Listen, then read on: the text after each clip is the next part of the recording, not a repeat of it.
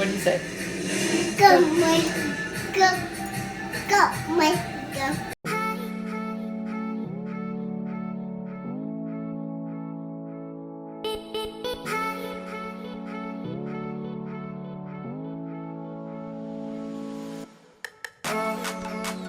Hey everyone, Mandee here.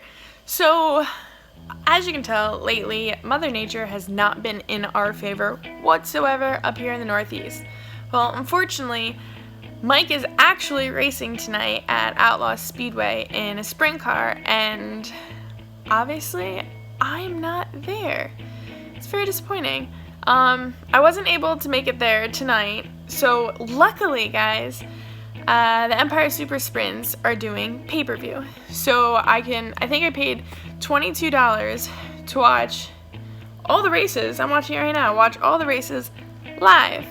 So this is more of I guess you'll call it a track tip for all those racetracks out there. So I'm not gonna lie. I think I've watched pay-per-view maybe a handful of times because I wasn't able to be at the track.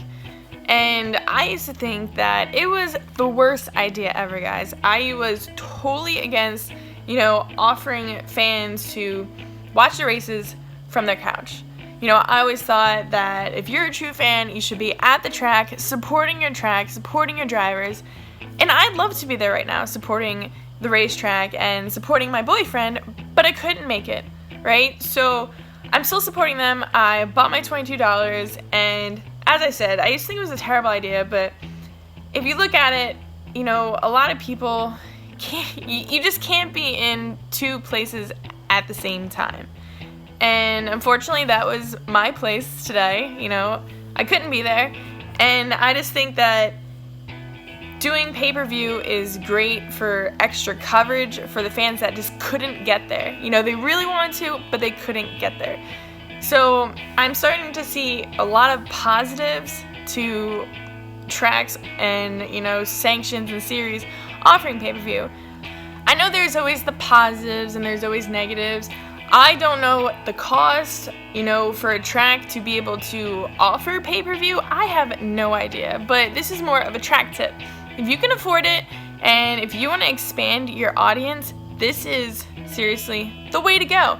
I think this is brilliant.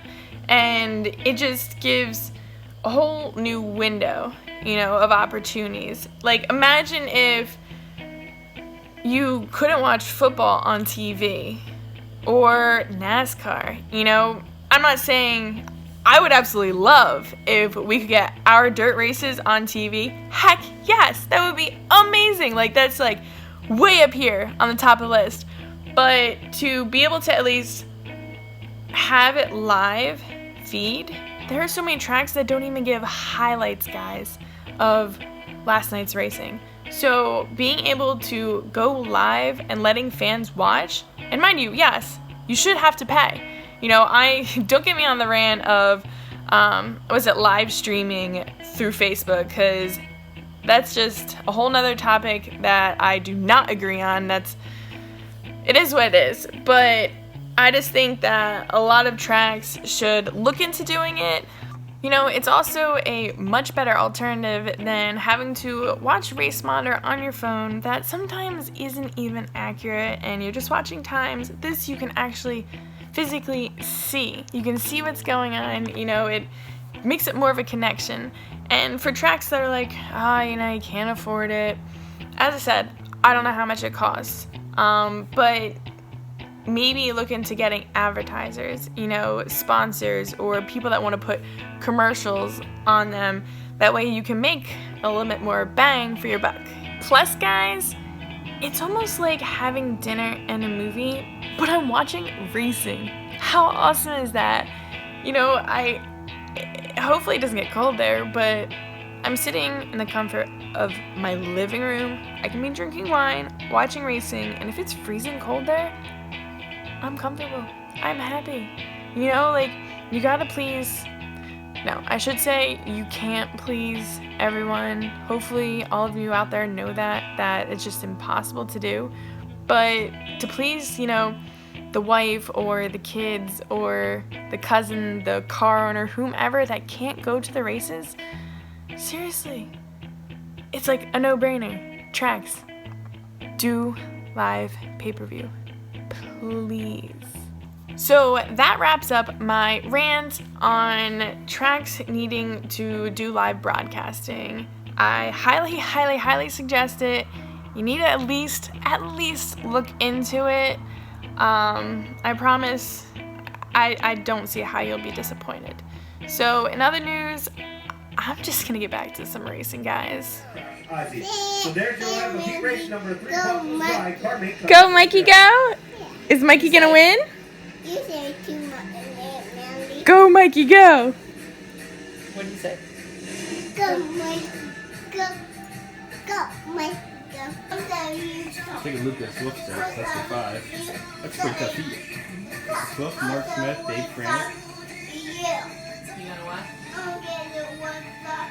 So Mike qualified 5th in his heat race, and I'm pretty sure he should be starting 19th. And don't tell Mike, but I'm getting work done while watching him race. Yes. Donna Bergeron starting 19th. Out of King Ferry, New York, the M&W Aluminum Products. Jonathan Motorworks. Car number 33, this is Mike Mahaney. Dalton Herrick. Inside of Herrick, he'll start in spot number 15. It's like 10:30. I don't know how I'm still awake. Guys, Mike was even sweet enough to text me to let me know that he was getting in the car not to fall asleep, because I'm usually in bed by 10 o'clock. Work your way into turns number 3 and 4. Race fans, they come to you with pride as they salute you by going 4 wide. These are the stars and cars of the 2018 Lucas Oil Empire Super Sprint Tour.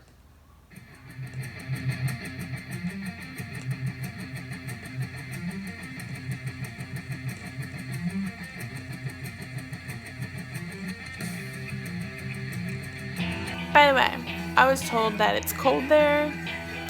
I got my blankie.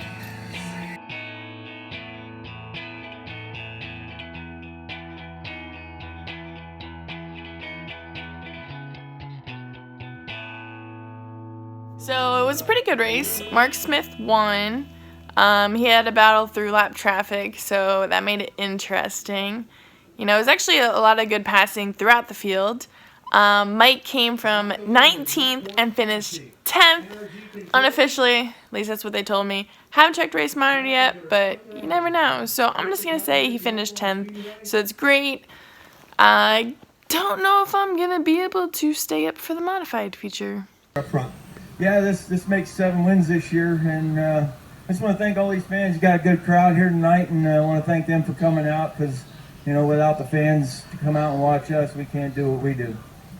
But Mark, I watched from here. Does that still count? Well, I say it does.